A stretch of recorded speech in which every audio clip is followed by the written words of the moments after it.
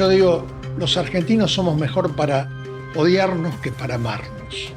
Nos queremos poco. Voy a votar al candidato del peronismo, sea quien fuere. Y si es Axel, mejor. Creo que es un arma cargada de futuro. ¿Quién? Axel. Déjenlo crecer, es una hermosa planta. Y Máximo también será una hermosa planta, la tiene que demostrar, lo tiene que mostrar. Como lo está mostrando hace 6 años, Axel, el respeto por la existencia de otras personas. Como en el caso de Marcelo, son los jugadores. Tampoco nos vamos a creer la tontería que dijo Luis Suárez. ¿Te molestó lo que dijo de tu hermano? Sé que no era cierto. Una persona que está bajo las órdenes de Marcelo, no hablarla, no.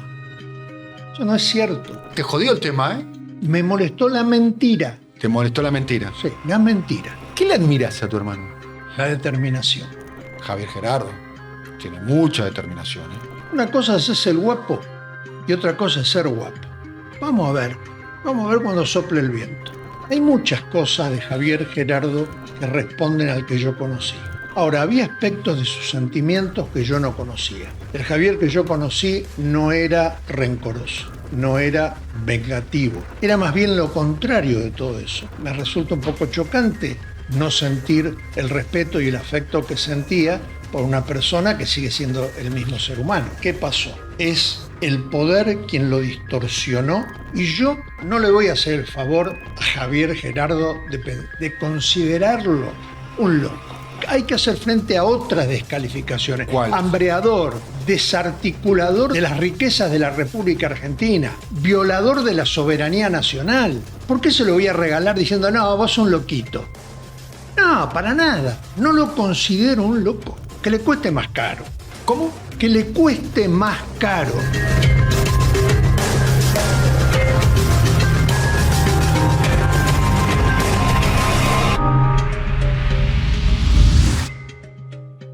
Nació hace 71 años en la misma ciudad que Lionel Messi, con quien comparte la pasión por el fútbol y por Newell's Old Boys de Rosario, la Chicago Argentina, el segundo puerto de cereales del mundo.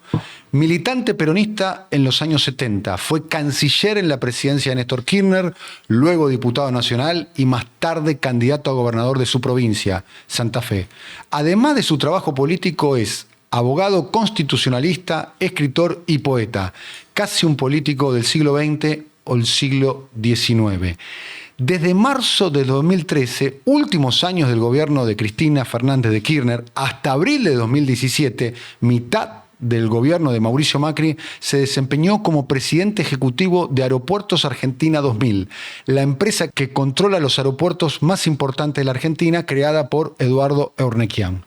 Luego fue presidente de la Corporación América del mismo empresario. Allí conoció, acá hay un dato importante, a un subalterno que hoy tiene fama global y es una marca política, el entonces ignoto economista Javier Gerardo Milei.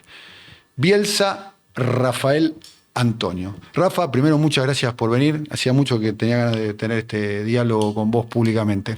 Gracias por haberme invitado. Bueno, todas las entrevistas las comenzamos con todos los entrevistados pidiéndole que haga una caracterización de este momento histórico tan particular que tiene la Argentina, tanto para la propia historia argentina como la repercusión que tiene en el mundo, que es la emergencia del fenómeno Javier Milei.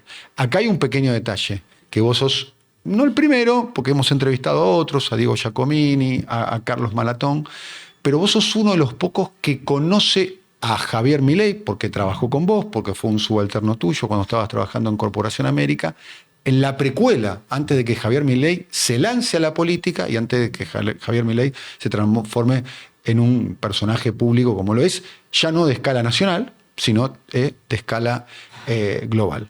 Arrancamos un poco cómo ves al gobierno de Milei, el fenómeno Milei, cómo surgió Milei. ¿Cuál es tu análisis cuando lo observas, Rafa? Bueno, me cuesta hacer un análisis unilateral, porque para mí Javier,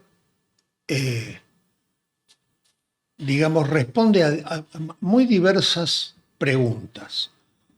¿Cómo considera el gobierno? Como esperaba que el gobierno fuera. O sea, insulta a este gobierno todo lo que hace para mí, de la vida un lugar amado o susceptible de ser amado. El gobierno lo insulta, todas las cosas que quiero las trata con desdén. Esto lo tengo que decir. Luego, yo en lo particular no creo en esas respuestas que implican demasiado dolor para muchísima gente, demasiada alegría para muy poca gente, cada vez más dolor para las grandes mayorías nacionales, cada vez más felicidad para pequeñas minorías. En esos proyectos, en esos programas no creo. Y creo que este gobierno es una expresión más de esa ilusión de que es posible una serie de abordajes que permitan transformar a Argentina en el país que yo quisiera que fuera. Eso en segundo lugar. En tercer lugar, no me gusta el papel de mal perdedor. Yo soy peronista. El gobierno que hoy gobierna nos ganó en las elecciones. Entonces me parece que hay que aceptar las derrotas. Por supuesto hay que pensarlas, hay que criticar internamente qué fue lo que se hizo mal, internamente y externamente también. No tengo ningún problema en reconocer en qué nos hemos equivocado, pero no me parece que se pase de una etapa a la otra como quien cambia de marcha. Me parece que para pasar a otra etapa hay que pensar mucho, hay que elaborar muchas cosas que no se hicieron bien antes, y eso no lo estamos haciendo. Y en cuarto lugar, yo diría, hay muchas cosas de Javier Gerardo que responden al que yo conocí. Él económicamente, econométricamente pensaba lo mismo que hoy en cuanto a, tenía el mismo desdén, la misma tirria, diría, por el peso argentino, por el endeudamiento de Argentina, tenía los mismos ídolos. Él habló maravillas tanto de von Mies como, salvando las distancias, de Sturzenegger. Nadie lo defendió tanto, nadie le agradeció tanto a Sturzenegger cuando tuvo cargos públicos, Sturzenegger como Javier Milei, fundándolo. Ahora, había aspectos de sus sentimientos que yo no conocía. El Javier que yo conocí no era rencoroso. El Javier que yo conocí no era vengativo. El Javier que yo conocí no era mezquino. Era más bien lo contrario de todo eso. Y todas esas cosas han aparecido. Entonces yo naturalmente tengo que preguntarme, ¿qué pasó? ¿Es el poder quien lo distorsionó o él tenía distorsionado el poder cuando me decía las cosas que él sabía que yo quería escuchar? Esto es lo que diría como abordaje, con lo cual de movida estoy diciendo, Daniel, no era un personaje sencillo, no era un evento sencillo, y hoy sigue sin serlo. ¿Cuándo lo conociste a Javier Milei? 2013, Javier Gerardo era un economista de riesgo, de la corporación, no de aeropuertos. Y yo hacía análisis de riesgo. Hacía análisis de riesgo, un analista de riesgo. ¿Bueno? Excelente. Haciendo eso. Excelente. El mejor que viste, el mejor que vi, el mejor que vi trabajar, el más concienzudo en su trabajo, el más responsable, el más ubicado. No. ¿Eficiente? Muy eficiente. En ese trabajo en el cual yo le concedía una creciente importancia. Él nunca me hizo un análisis de riesgo que yo pueda decir estuvo mal hecho o se equivocó. Al contrario, hubo algunos análisis de riesgo que yo consideraba la operación como exageradamente arriesgada y que él me decía, no, hágala rápido, no deje pasar el tiempo. Y no se equivocó. Era un espectacular analista de riesgo. ¿Me puede dar un ejemplo? Sí, cómo no. Un acuerdo con una entidad financiera para hacer una propaganda por bastante tiempo en los fingers, en las esos dedos que conectan la parte de obra civil con la parte del avión, que son como puentes que van de un edificio hasta el avión en todos los aeropuertos. Publicidad. Publicidad. Sí, pero publicidad riesgosa, porque si bien era cierto que el monto era importante para la compañía, cuando uno administra fondos que no son propios, uno es muy cuidadoso. Uno puede ser vilipendiar un fondo si es propio, si es ajeno uno lo cuida. Entonces cuando le ofrecen mucho, hasta todo el mundo desconfía, y ese era yo. Entonces le pedía a él 2 o 3 informes y me hizo 2 o 3 ¿Y el dictamen de Milei cuál fue? Que sí, que había que hacerlo. ¿Y lo hicieron? Por supuesto que lo ¿Y hicieron. a la empresa cómo le fue? Fantásticamente bien, pero también le fue muy bien al contratante, porque es otro secreto de la economía en términos particulares, ¿no?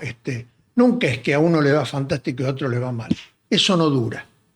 A los dos les tiene que ir relativamente bien, pero también relativamente estar disconformes. Cuando uno hace goles, hay que desconfiar de eso. Por lo menos a mí eso me enseñó la vida. 2013 lo conoces a Milei, vos eras el presidente de Aeropuertos Argentina 2000, la empresa que controla casi la totalidad de los aeropuertos en la Argentina, una empresa privada, controlada y creada por Eduardo Ornequian. Después te voy a preguntar por la figura de Ornequian. ¿Y el vínculo con Milei era un vínculo diario, semanal? Yo, digamos, cuando había alguna necesidad concreta que la compañía tenía, tan frecuentemente como esa necesidad lo impusiera, ha habido días en que lo vi varias veces durante el día.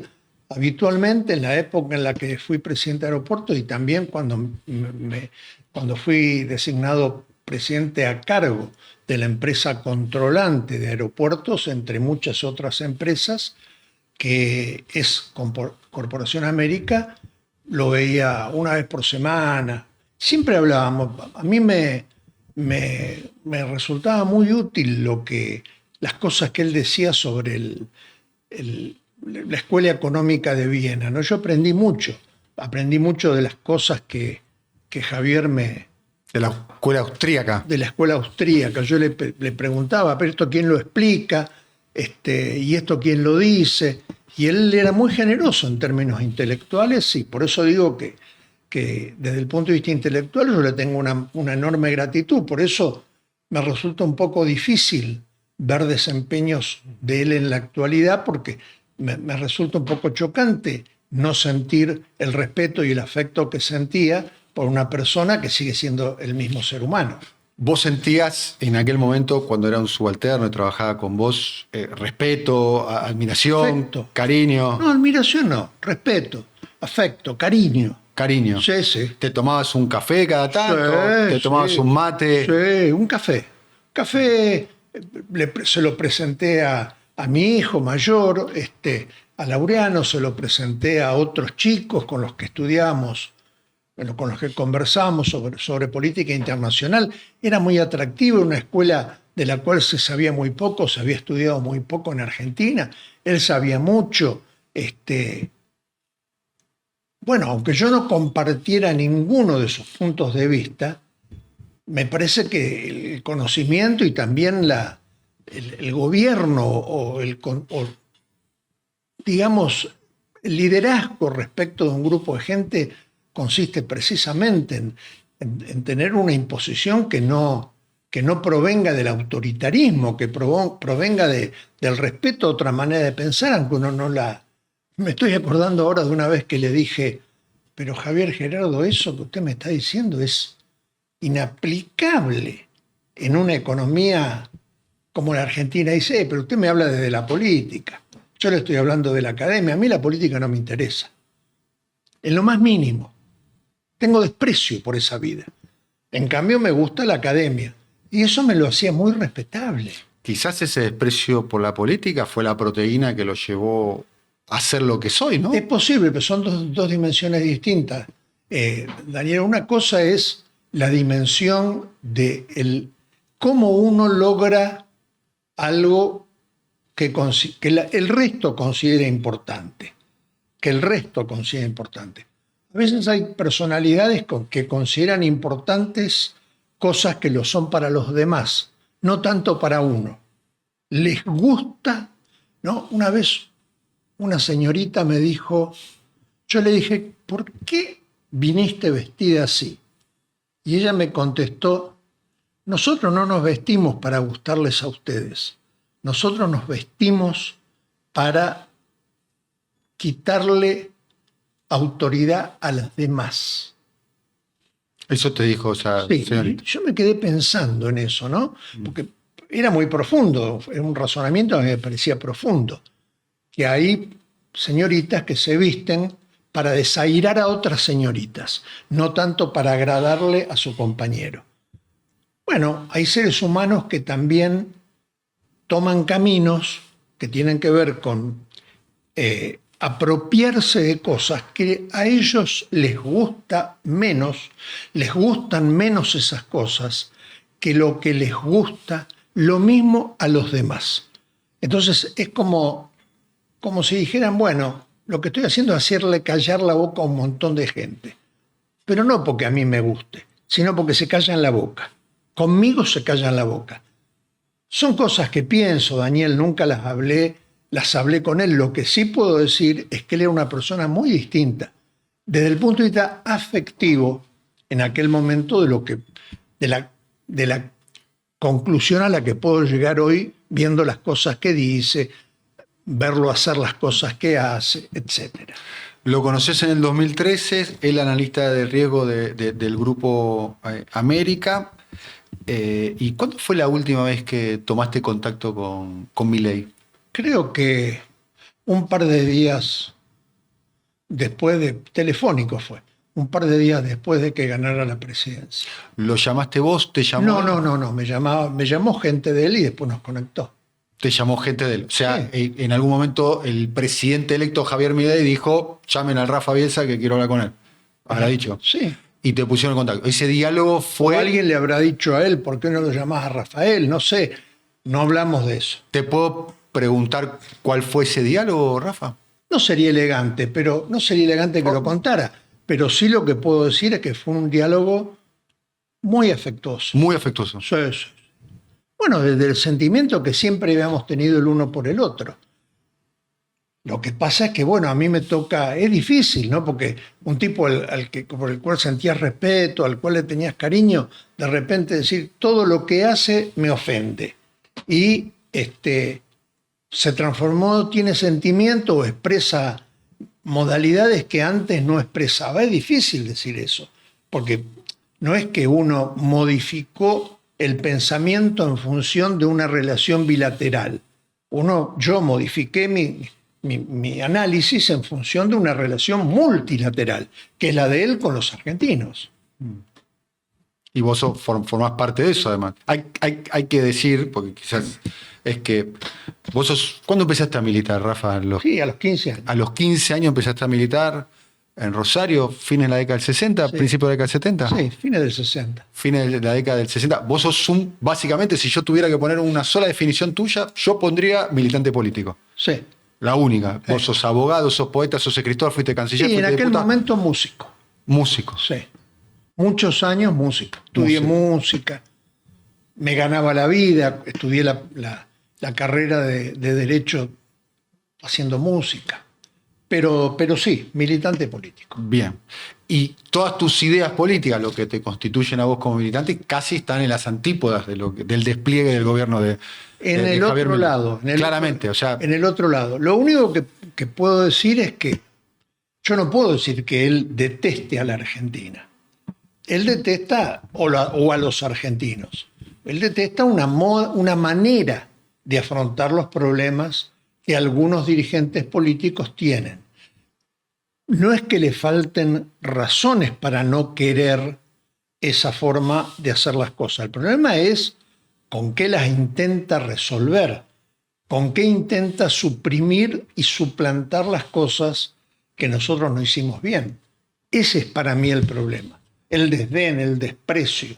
Ese es el problema. Hay un tema. Vos conocés como pocos el gobierno anterior que precedió a Javier Milei. De hecho, lo integraste siendo embajador argentino en Chile y además conocés como pocos el proceso de los últimos 20 años, ¿no? Hegemonizado en la figura de Néstor primero, de Cristina después, el kirchnerismo. Fuiste integrante del primer gabinete, fuiste canciller en el primer tramo del gobierno de Néstor Kirchner. Estamos hablando del año 2003. Entonces, por eso para nosotros es muy, muy valiosa la posibilidad de tener este diálogo con vos, Rafa. ¿Por qué ganó Milei? Bueno, no se puede decir una sola razón, es un procedimiento multicausal, no es un procedimiento que tenga que ver con una sola cosa. Me parece que hubo una crisis de representatividad, de representación. La gente no se sentía expresada por las alternativas a Javier Gerardo.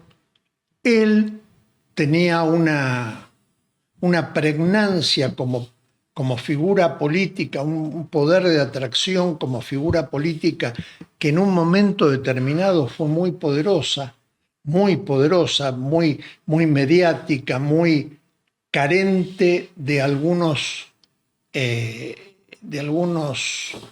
actitudes que eran las que en el ámbito político eran privilegiadas.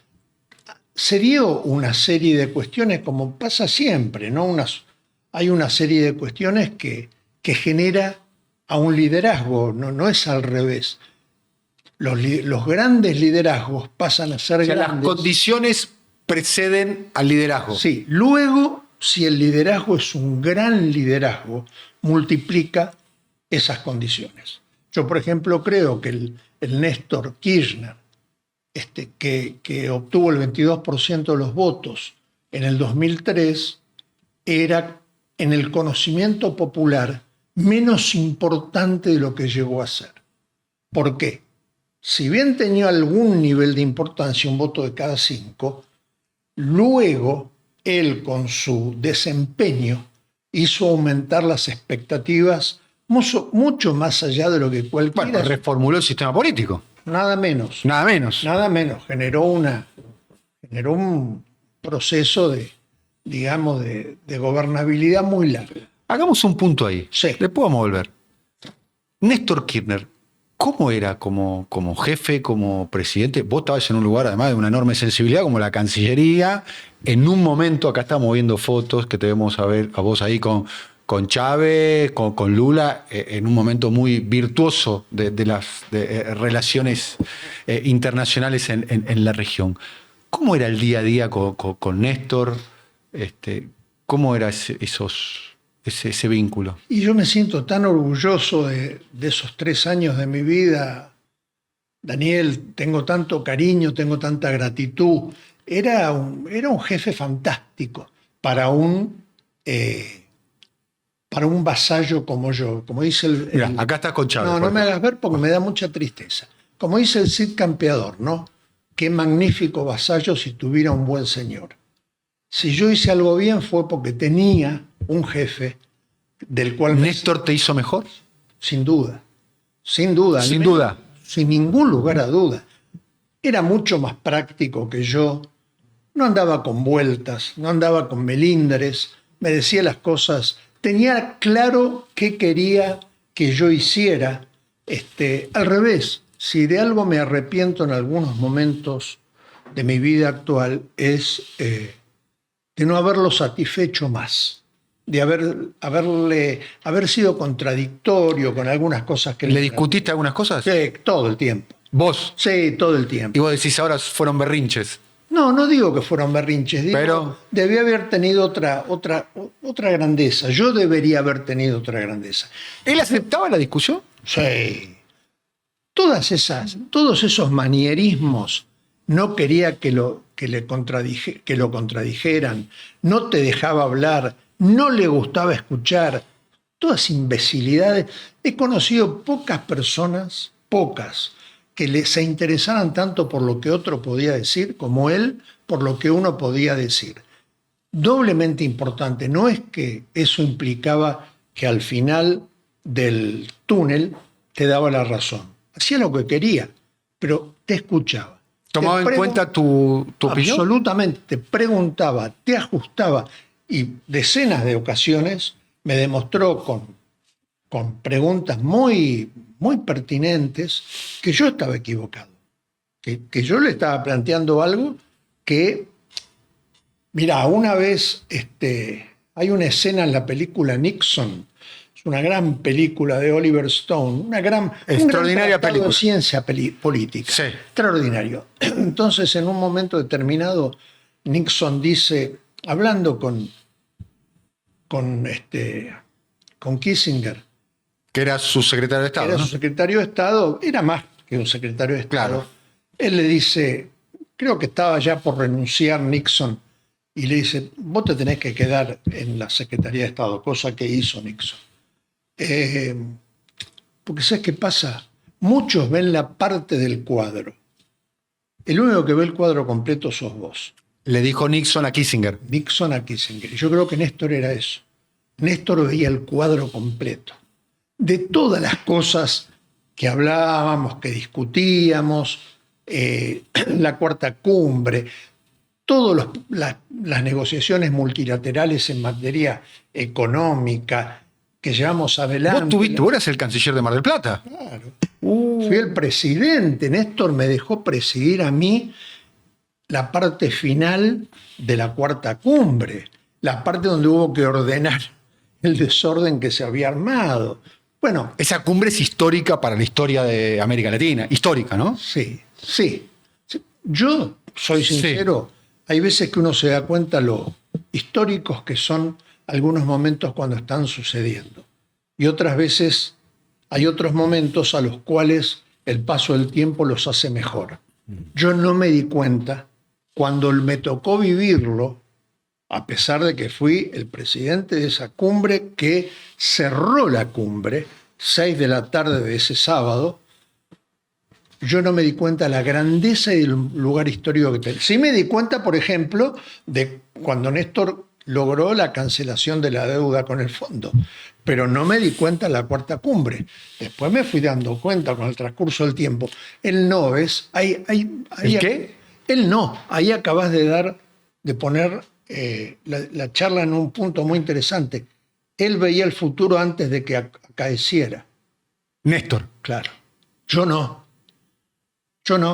me di cuenta que fuera tan importante. Después me fui dando cuenta. Estamos hablando en la cumbre donde se le dice, entre otras cosas, el no al Tratado de Libre Comercio propuesto en aquel momento por Estados Unidos, con la presencia del mismo George Claro, lo que la gente... Bush en Mar del Plata. Claro. Estaba Chávez, estaba Lula, estaba Néstor. Estaba Martin, el premier de Canadá, estaba Fox. Lo que mucha gente no sabe y que es muy interesante es todo lo que costó llegar a Mar del Plata, toda la negociación previa. Estados Unidos estaba convencido de que a países como Argentina se los comía como se come la aceituna, ¿no? Te come la aceituna y tira el carozo. O como decía San Martín, una metáfora muy, muy feliz de San Martín, los argentinos no somos empanadas que se comen de a un mordisco. Estados Unidos creía que sí. If you have the opportunity to have a free trade agreement with a larger market, for God's sake, don't look a gift horse in the mouth. There's a discussion of the free trade of the Americas. I can't understand why people would I guess I can understand it. It just doesn't make any sense to me. Why you wouldn't want to have access to U.S. markets. Trade agreements reduce barriers and tariffs. That's what they do. That's why you have a trade agreement. They don't make it harder to access markets. They make it easier to access markets. And why wouldn't people want to access our vast market? I don't know. It's beyond me. Toda la preparación que fue anual o más que anual, la llevó adelante Jorge Tayana, que era mi vicecanciller, negociando con un individuo que ya voy a decir cómo se llamaba, era un cubano norteamericano, estaba en el Departamento de Estado, ya me voy a acordar del apellido. No importa, después nos No, pero es muy interesante porque lo que fue toda la negociación que llevó hasta el día previo. Por supuesto, la prensa comercial de Argentina, que es la misma que era hoy, decía, si no viene Bush, fracasa la cuarta cumbre. Si no viene Bush, fracasa la cuarta cumbre. Nos volvían locos con eso. Y Bush podía no venir. Nosotros nos dimos cuenta que venía el día antes, el viernes 4, porque escuchamos, hablando por teléfono con la secretaria de Estado, con Condoleezza Rice, escuchamos el ruido del Air Force One. Hasta ese momento no sabíamos si venía o no venía, y hasta ese momento se mantuvo. ¿Cómo? ¿Vos hablás por teléfono con Condoleezza, con Claro, yo Rice? pensé que era el mar, y digo, estos hicieron,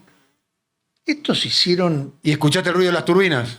y eran las turbinas, no era ningún mar. ¿Estaban en vuelo o estaban despegando? Estaban en vuelo. Ah, Ahí nos enteramos a las 6 de la tarde, o 5 de la tarde, 4 de la tarde de Mar del Plata. Bueno, todas esas cosas no se saben porque yo digo, los argentinos somos mejor para odiarnos que para amarnos. Nos queremos poco.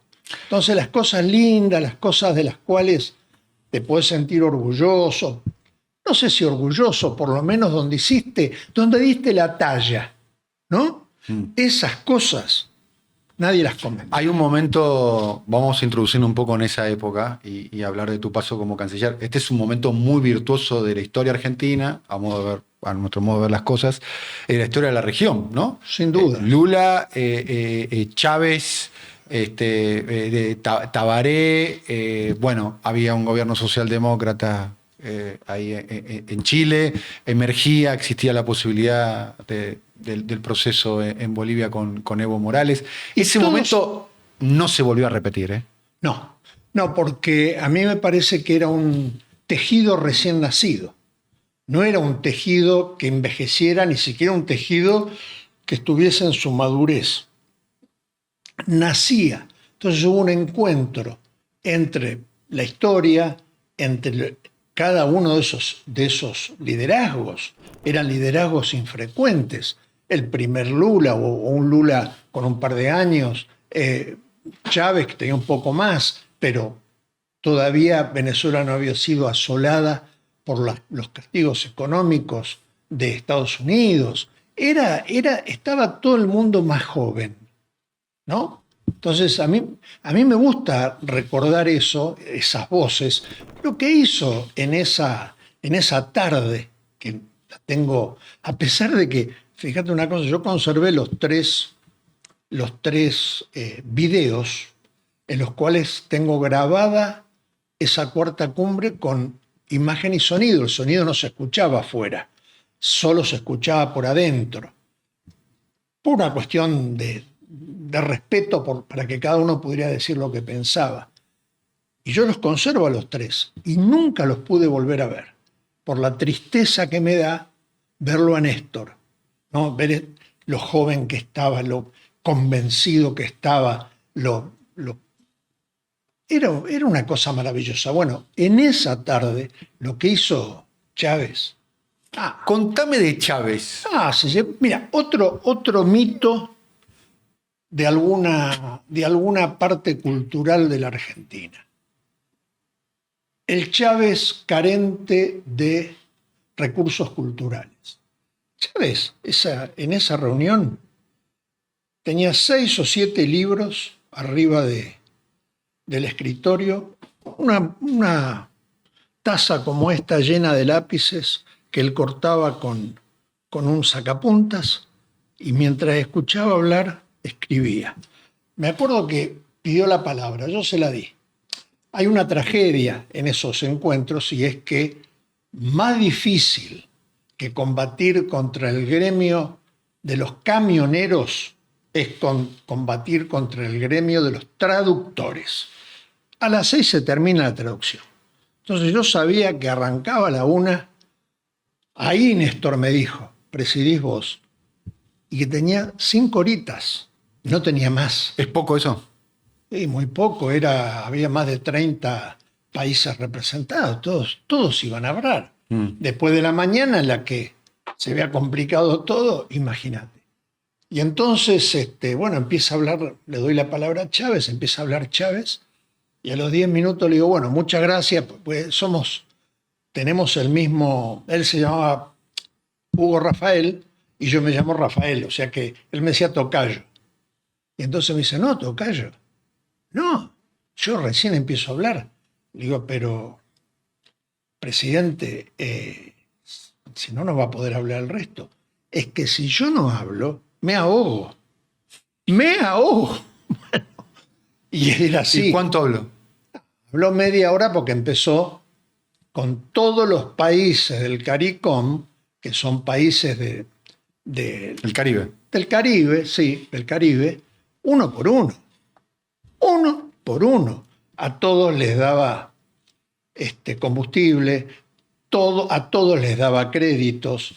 Entonces decía, ¿vas a estar con Estados Unidos? ¿Vas a estar con el imperio o vas a estar con Venezuela, que te alimentan, permite que enciendas el infiernillo cada mañana para calentar el café, uno por uno? Y todos iban bajando la cabeza. Es fantástico. Es una cosa... ¿Lo trataste a Chávez? Sí, mucho. Mucho en esa época. ¿Un fuera de clase? Sí, absolutamente irrepetible, como eran individuos sobre la media Néstor y como lo fue en ese momento Lula. Con los brasileños un poquito más de distancia, más de competencia, ¿no? La diplomacia, más allá de la amistad, claramente, siempre con Brasil hay un clásico, ¿no? Sí, la diplomacia, porque es una diplomacia de un imperio. Por lo tanto, es Itamaraty. imperial. Es imperial. La Claro. escuela inglesa, la escuela portuguesa. Pero Tratado de Tordesillas, lo tienen bien armadito. muy armado. Pero Lula, Atlantistas, muy atlantistas. muy atlantista. Pero Lula era un individuo extraordinariamente afectivo. Era de esas muy raras personas que cuando hablan, primero que te toca, cosa que es infrecuente, te toca físicamente. Y segundo que cuando te habla, vos sentís que lo único que le importa en el mundo es la charla que tiene con vos. No le importa más nada. No sé si realmente no le importa nada o él exuda ese sentimiento, pero es muy difícil resistirse en ese mundo, con esos intereses, cuando se están discutiendo esas cosas, creer en la palabra del otro, creer en el afecto del otro, creer en la sinceridad de un gesto. Y la verdad es que con Argentina siempre se portó bien, siempre fue muy generoso. Brasil. ¿Cómo definirías la política exterior de Brasil? Me gustaría, ¿cómo caracterizás esa política que, como bien definís, es una política de Estado, ¿no? Que tienen ellos? ¿No? Bueno, a ver, ¿qué hace de un país una potencia? Su volumen, el número de sus habitantes y su... ¿Capacidad militar? No, No. y su cantidad de habitantes, volumen de tamaño, capacidad económica, capacidad de habitantes, cantidad de habitantes. Brasil Reúne los tres. reúne los tres. Entonces, naturalmente, como toda la diplomacia de un imperio, se piensa a sí mismo en esos términos. Porque ¿Y nos piensan a nosotros como unos aliados o como...? cuando somos aliados, como unos aliados. Cuando no lo somos, que no lo somos. Entonces, en ese sentido, es difícil pensar a Brasil, pensarlo en términos, digamos, imperiales, como se piensan a sí mismos, con Argentina afuera. Pero si Argentina no quiere estar adentro, no estará adentro. Esto lo tenemos que tener en claro, porque de verdad, si uno piensa cuáles eran las relaciones en términos económicos entre el PBI en la década del 60, teníamos 3 veces más PBI y hoy Brasil tiene 5 veces más PBI que Argentina. En la década del 60... 3 encima Argentina. Y ahora 5 veces Brasil el PBI de Argentina. O sea, de los 60 ahora por 15. ¿No? Entonces, evidentemente, uno no se puede enojar del acierto del otro. Uno tiene que pensar en cómo hace para acertar. ¿Y cuándo, a propósito de esa descripción que haces vos, cuándo la Argentina se fue barranca abajo? En palabras de Vargas Llosa, ¿cuándo se jodió el Perú? ¿Cuándo se jodió la Argentina? Te hago esa pregunta, me hago esa pregunta. Yo creo... Para mí, Rodrigazo. Tal cual. Yo pienso lo mismo. En el Rodrigazo, la Argentina tenía el 5% de desocupación, 4% de pobreza. Era un país absolutamente viable. Después del Rodrigazo... Socialmente viable, pero no políticamente viable. Increíblemente, Bueno, vos en ese momento... Bueno, pero ¿qué es lo que pasa? La acumulación de capital del peronismo fue tan brutal, fue tan generoso el peronismo en términos del crecimiento equitativo de la Argentina, que bueno, duró desde el 55 hasta el 74, casi 20 años, pero fueron 20 años equivocándonos, 20 años donde hicimos las cosas mal. No estaba mal lo que intentó hacer el ministro de Economía de Perón en el 73. Helvar. No estaba mal. El tema es que la Argentina ya se había vuelto, ya se había emancipado del orden, ¿no? Entonces ahí, a partir de ahí, se enloqueció. Bueno, a ver, dentro de poco es posible que vivamos una situación bastante comparable con la de Argentina del 79, con la tablita de Martínez de Oz. La estamos viviendo de alguna manera. No, por eso digo, en democracia, que no es lo mismo. No es lo mismo. En ese momento habían matado a 30.000 personas, los militares habían ganado un mundial, querían ir a la guerra con Chile, se habían peleado Lambrusquini estaba en Marina, el que estuviera en Fuerza Aérea con Videla, que era con Viola, que estaba en Ejército, se habían peleado entre sí porque eran más los que querían ir a la guerra con Chile que los que no querían ir. Esa era la Argentina. También era un país que tenía una conciencia de su fortaleza. Por eso me preocupa, y considero que son enormes desaciertos de política exterior, pensar que uno tiene alguna fortaleza y que se pueden tomar decisiones, como a veces las estamos tomando en materia de política exterior, que son más exabruptos. Tribuneras. Estupideces que a nadie satisfacen, no solamente... Por ejemplo, las posiciones en Naciones Unidas de Argentina. Que ya la cambió, que ya en OEA cambió la misma posición de alejamiento de la política o de los gestos, digamos, antifeministas de las últimas apariciones internacionales, con una posición más racional en la OEA. Entonces, uno dice, ¿para qué? Como si fuese posible, como si fuese una chocolatada la política exterior. No se hace eso en política exterior. ¿Hay buenos cuadros en Argentina de política exterior? Permanente sí. Permanente sí. Permanente sí. ¿Y en la política? En la política, que se interesen y que estudien en serio, muchos menos. De hecho, a veces a uno le duele que el peronismo no demuestre el interés que la política exterior merece. Bueno, Perón tenía el famoso apotegma que decía: la política es la política exterior, la política exterior te define la política doméstica. Y tal cual. Así ¿Y vos, es. vos consideras eso? Totalmente. Y considero más. Considero que es otro elemento para el estupidario nacional decir que no hay que colocar la política doméstica en la internacional. No, sí. Lo que no hay que hacer es discutir en el plano internacional cuestiones partidarias, que son un pedacito de la política doméstica. El resto es política doméstica. No es ilegal que el presidente actual no asista a Chile, al episodio con Chile en el Vaticano. No es ilegal. Lo que es imprudente. Y eso hay que decirlo, eso hay que discutirlo. Bueno, se discute. La Argentina en realidad es bastante poco permeable a su papel en el mundo, al lugar que ocupa, que es poco, lo cual no lo hace poco interesante.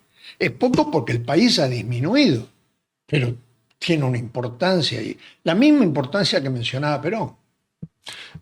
¿Cuál es la importancia de Argentina a propósito? Pensás que bajó su peso económico, pero también es un país subpoblado, es un país grande, gran proveedor de energía, gran proveedor de proteínas animales y vegetales. Todo eso es valioso si lo sabes colocar en la lógica del mercado.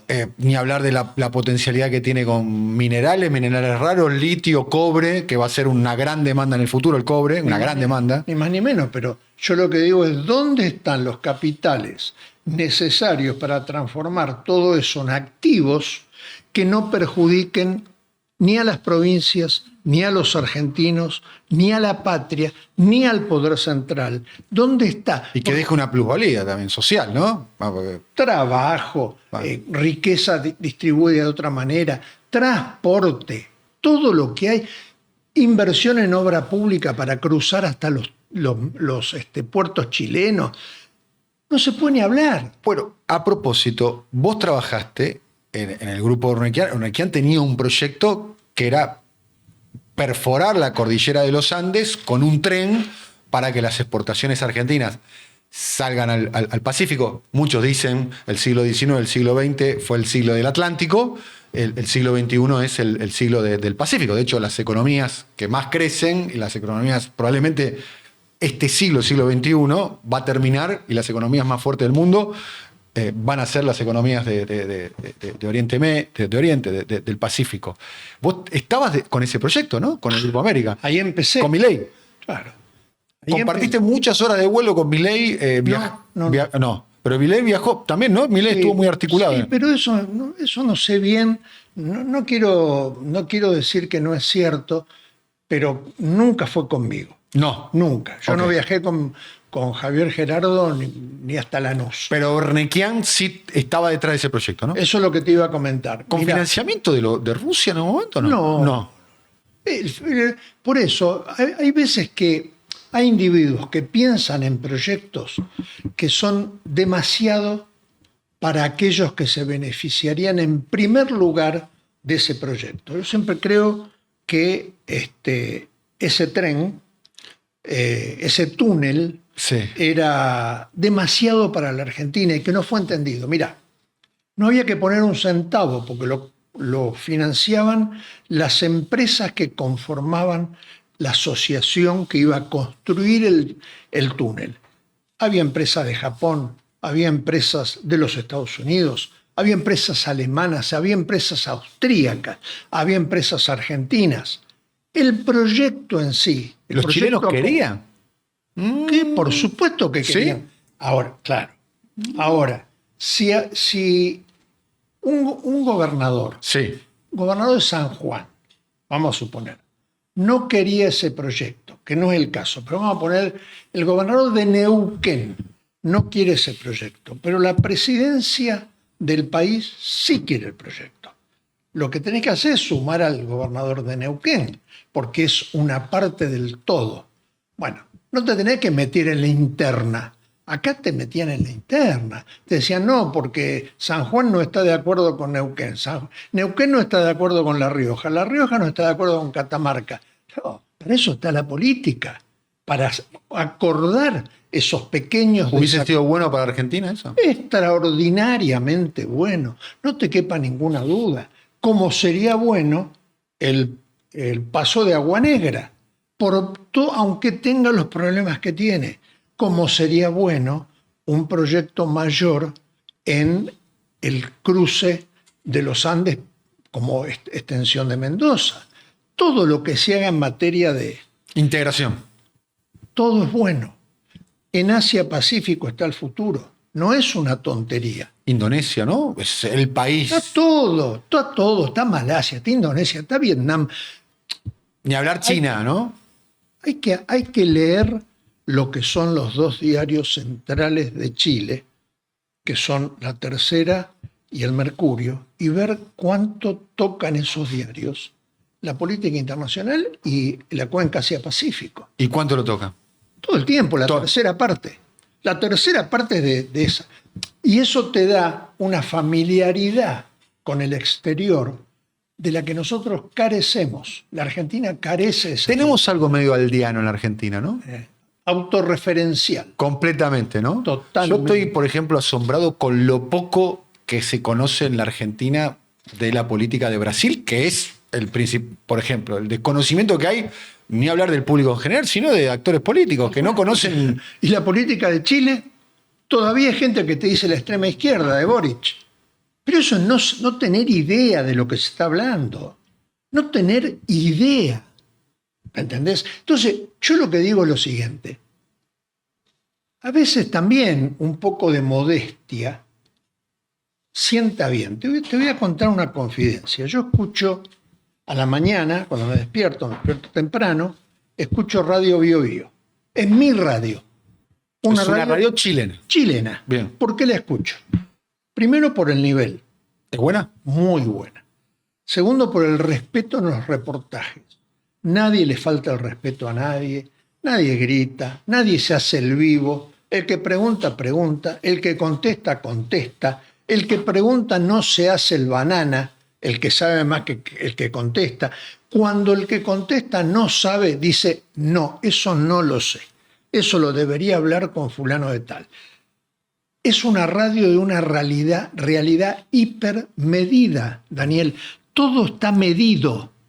Miden todo, miden cuánta gente sumó, cuánta gente restó, cuánta gente consume una cosa, cuánta gente consume otra cosa. ¿Sabés cuántos debates se terminan antes de empezar por el hecho de poder poner un número arriba de la mesa? No discutamos de esto. Esto ya está medido. ¿Para qué opinar cuando se puede medir? Bueno, todo eso a mí me hace bien. Como me desasosiega y me da dolor cuando eso no se respeta. Entonces, como no es que falten temas para estar sufriendo, no me los proporciono con la radio que elijo a la mañana. No te imaginas qué país distinto a lo que creemos es Chile. Es un país muy distinto. No me gusta decir hay que imitar en esto, hay que imitar en esto, cada uno sabe. Pero, ¿qué cosas nos podemos referenciar en Chile, te parece? No, referenciar no. ¿Qué cosas podemos escuchar para que nos enseñen el valor de las instituciones, el valor funcional de las instituciones, la capacidad que tiene el poder legislativo en el orden central? Chile es un país unitario. En el orden central, cómo trabaja el poder legislativo, lo talentosos que son, cómo trabaja las fuerzas de seguridad interior, las fuerzas de seguridad interior, cómo trabajan, cómo trabaja el Banco Central, cómo trabajan los sistemas de control para la oferta y para la demanda de bienes de consumo. Es extraordinario la cantidad de cosas que tenemos para aprender. Es enorme. Tenemos que primero darnos cuenta que nos hace falta y luego tener ganas de aprender. Hay que tener ganas de aprender. Yo digo una cosa. Chile tiene una veintena, así rápidamente, estoy haciendo ahora la cuenta, una treintena de políticos en ejercicio respecto a los que Argentina tiene uno o dos. No más que eso. Estoy tentado a preguntarte quiénes son los 1 o 2 que vos ves en la Argentina que están en esa lista. A lo mejor soy injusto, ¿viste? Porque ese es el problema. Pero decilo como quien dice un jugador que le gusta y demás, porque quizás hasta te diría que capaz que nombras a alguien que no tiene una relación personal o afectiva con vos. No sé, bueno, uno que no tiene ninguna relación conmigo, Kicillof. Kicillof. No tiene ninguna. ¿Lo conoces? Poco. Lo conozco de cuando estaba en aeropuertos y él era ministro de Economía. Después nunca más lo vi. Bien. Nunca más. Ni nunca más hablé con él. ¿Y te parece un tipo de valioso? Valioso.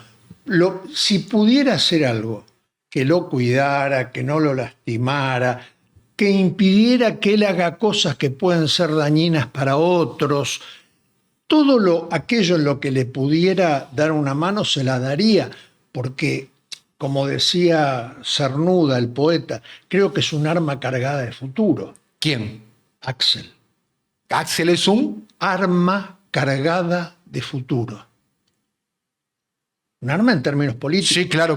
No es que lleve un arma. No. Es un arma cargada de futuro. Yo lo veo así. Entonces, nunca haría daño, no le haría bien a mi patria, no le haría bien a mis hijos, a aquellos que se van a hacer cargo de las cosas cuando yo me muera. ¿Te parece un tipo formado? Formado, me parece muy honesto, me parece un tipo de bien.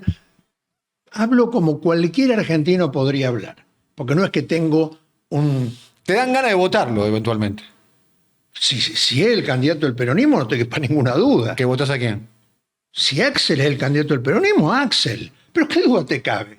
¿O crees que voy a encontrar a alguien del conservadurismo, del neoconservadurismo, que vaya a ser mejor que Axel? Por ejemplo, ¿quién? Nadie, por eso te digo. Como dice... Cuando decís conservadurismo te referís al peronismo, de un peronismo un poco más... No, me refiero al mileísmo. Bueno, ahí no, yo sé que no vas a votar ahí. Bueno, por eso te digo. Si estamos en una interna, la lógica es de interna. Es una lógica salvaje, la lógica de interna. No es algo positivo para la gente, no es positivo para mejorar la credibilidad en las instituciones, el respeto que la política debiera merecer, no se consigue en una interna. Si salimos de la interna y estamos en una general, no te quepa ninguna duda, voy a votar al socialismo, santafesino. No, obviamente que no. Ahí, Al radicalismo santafesino, te imaginas que no. Voy a votar al candidato del peronismo, sea quien fuere. Y si es Axel, mejor. Bien. Casi que me dejás la repregunta que cómo ves la... Pero sería una pena que me la hiciera esa repregunta, porque esa parece un gil.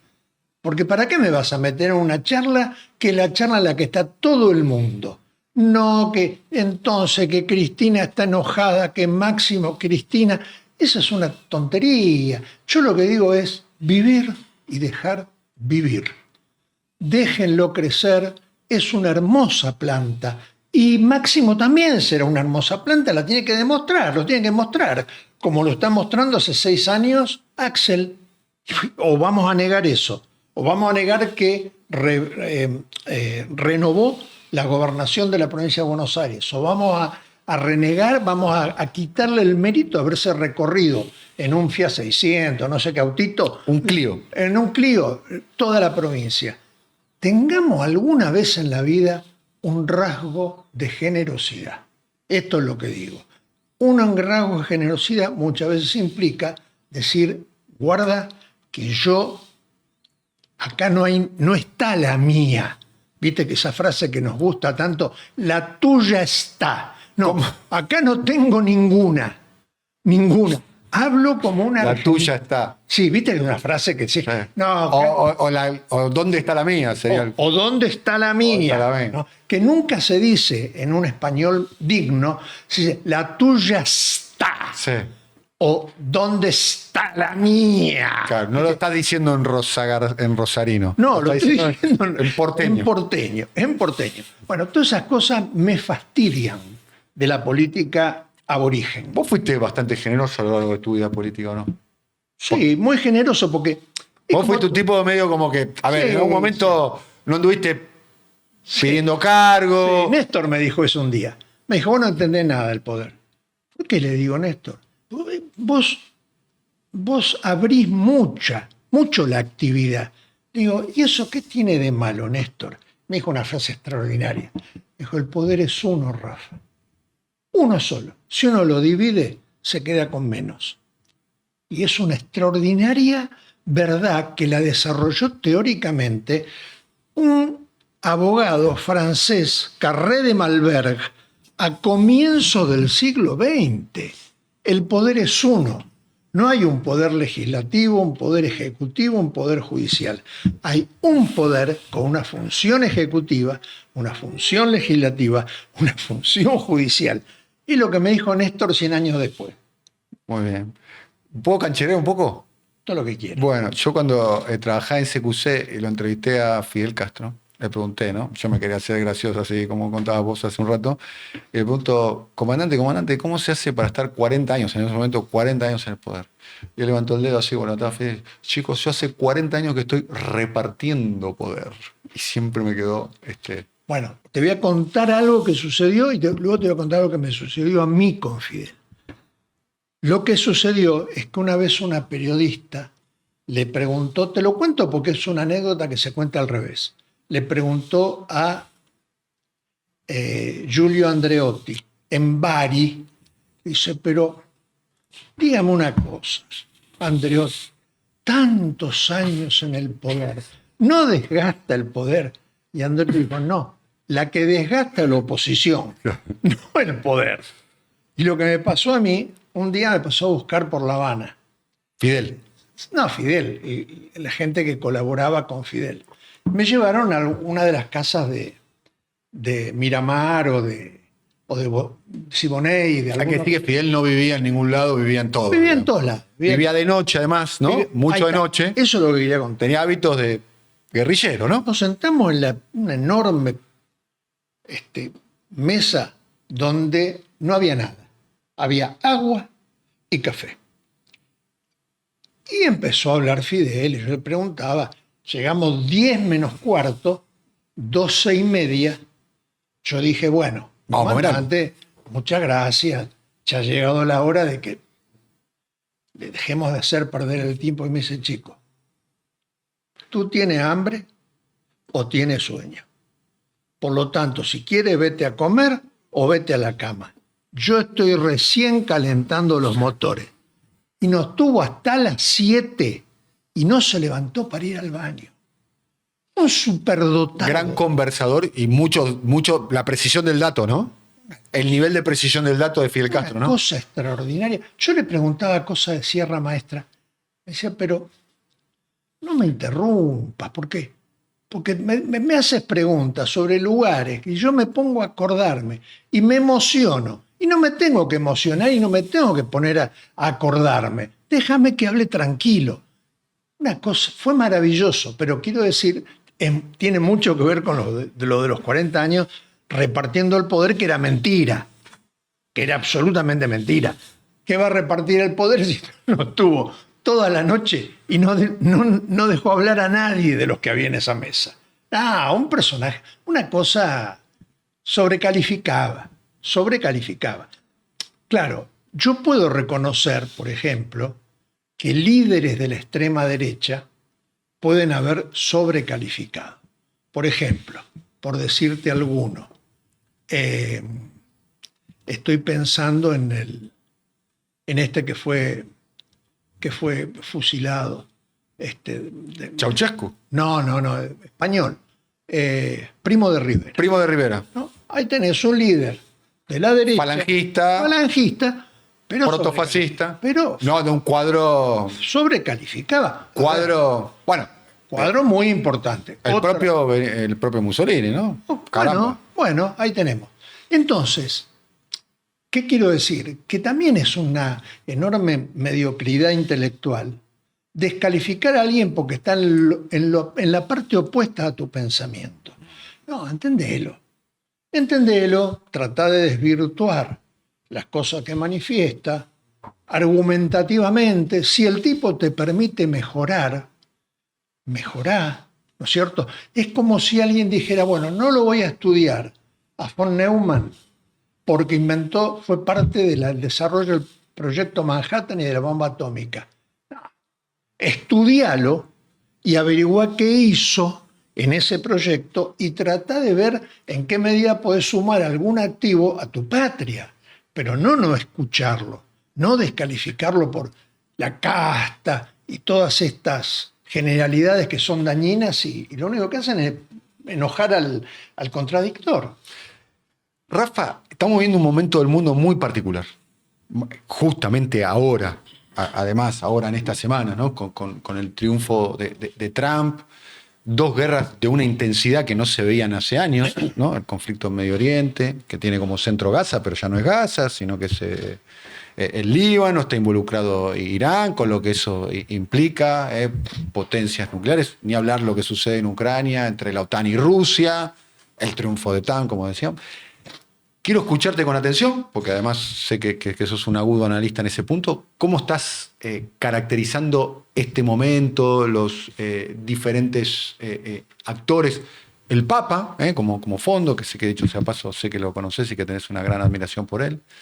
Bueno, en principio no totalizaría al mundo como el mundo, porque el mundo no es el mundo, son muchas cosas.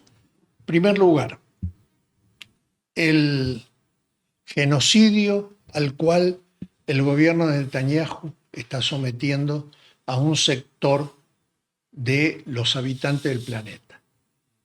Gracias a Dios, hace 3 días o 4 días, Irán acordó en el marco de la Organización Internacional de Energía Atómica, presidida por un argentino, que es un embajador, que teóricamente está bajo los efectos del fuego, del brazo flamígero de la libertad avanza, y tiene que hacer caso en las cosas que dice, las cosas que hace, porque es un empleado del Servicio Exterior argentino. Bueno, firmó Irán la no continuidad del desarrollo de la fisión nuclear. Eso es un buen dato para la humanidad, que no hemos estudiado como corresponde. Luego, también está muy cerca de un acuerdo. Hay un preacuerdo, hay que ver cómo avanza esto entre Hezbollah y el gobierno israelí. Todo eso es bueno.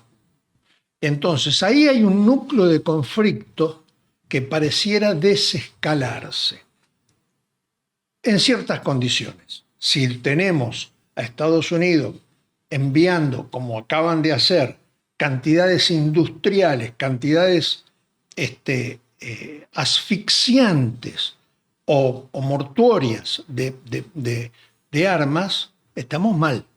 ¿Por qué? Porque por un lado se acuerda, pero por otro lado se escala el conflicto.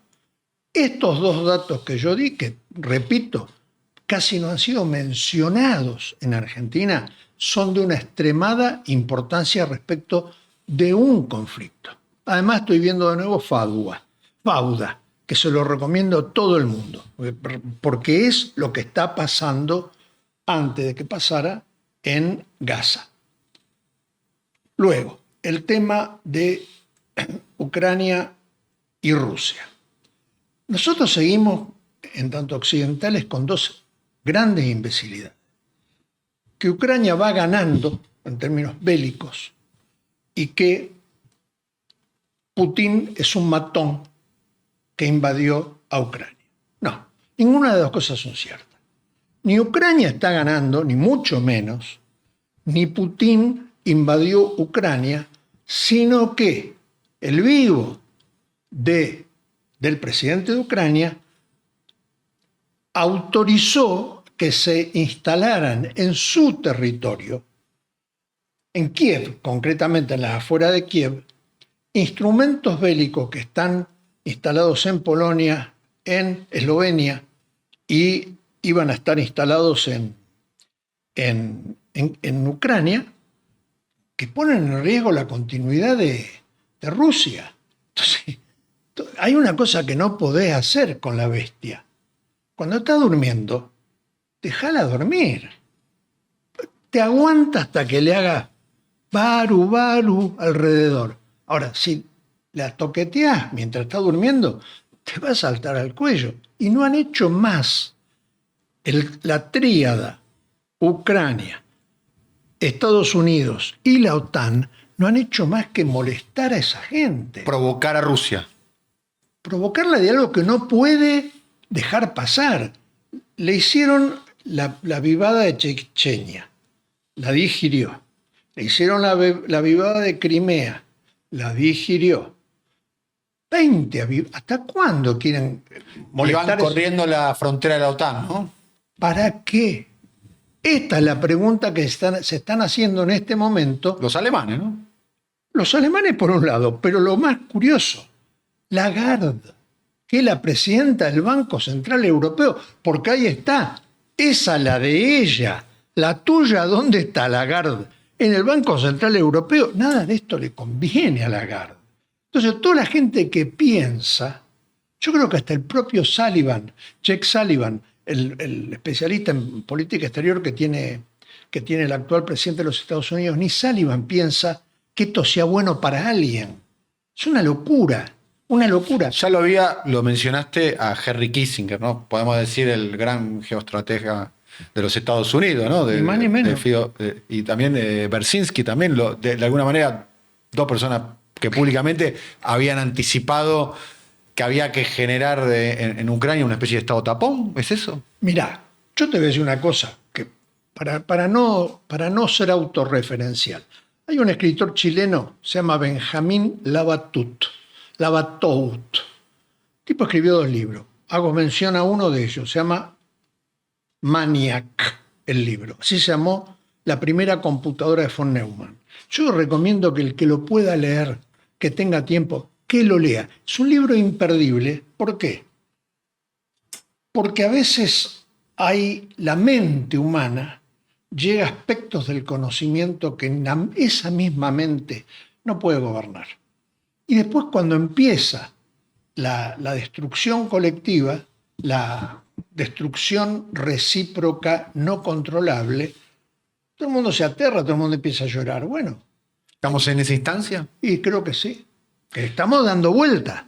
Hay una paradoja, ¿no? Más allá de la narrativa de Donald Trump, ya tenemos el antecedente de su anterior presidencia, que comparada con la presidencia de Biden fue una presidencia menos belicista, llamémoslo, no pacifista. Son menos belicistas los republicanos respecto a los demócratas. Sin duda. Desarrolle. No, que el Partido Republicano en Estados Unidos siempre es menos salidor a conflictos que son extremos. Los demócratas son más salidores a conflictos que no tienen retorno. A ver, por ejemplo, a mí me da una cierta tranquilidad saber que quien ha nombrado como secretario del Tesoro Trump, en su juventud, sigue siendo joven, tipo de 57, 58, trabajó para Soros. A Soros no le gustan las cosas rotas, porque en un mundo roto él no gana plata. Entonces necesita un mundo que en algún punto alguna cosa se rompa, pero para que todo siga igual, o sea, para que todo siga creciendo. Entonces, ¿por qué me da tranquilidad? Bueno, porque eso no significa que va a llegar y va a subir la tasa, entonces el dólar va a mejorar su valor y entonces nos va a ir mal a nosotros. Lo que me parece que son cabezas que hay que empezar a analizar porque van a tener mucha incidencia en nuestro pequeño país en los próximos años. Cuando Trump dice, lo dijo durante la campaña, va a asumir el 20 de enero, el conflicto con Ucrania lo arreglo en una semana. Básicamente, entre otras cuestiones, desfinanciando a Ucrania, ¿no? Vía la OTAN o de modo directo por parte de Estados Unidos. ¿Te imaginas un escenario de esas características que Trump... No así, eso... Nada va a ser fácil, Daniel. No, porque cuando vos escalás algún conflicto de tal manera... Luego no podés desescalar de la misma facilidad. ¿Por qué todavía siguen a los tiros en Siria? Bueno, pues se hizo mucho daño. Entonces, cuando se hace tanto daño y vos te metés en el bolsillo, tirás abajo ciudades que tienen 3.000 años, donde han convivido civilizaciones, religiones, cuestiones de existencia, tanta diversidad. No podés romper todo eso y que después todo se desescale. Yo creo que sí, creo que efectivamente va a tender a eso. Creo que es muy consciente de lo grave que es lo que está pasando. No es su negocio. A él tampoco le hace mucha gracia el complejo militar empresarial. No le hace mucha gracia, ¿no? Primero porque ese complejo está muy mezclado en la construcción de muchos de sus dispositivos con países que económicamente, comercialmente, él considera que son países que están enfrente. Eso sí lo tiene que desarmar, pero eso lo pone primero y no fomentar los negocios que ellos hacen a cambio del belicismo.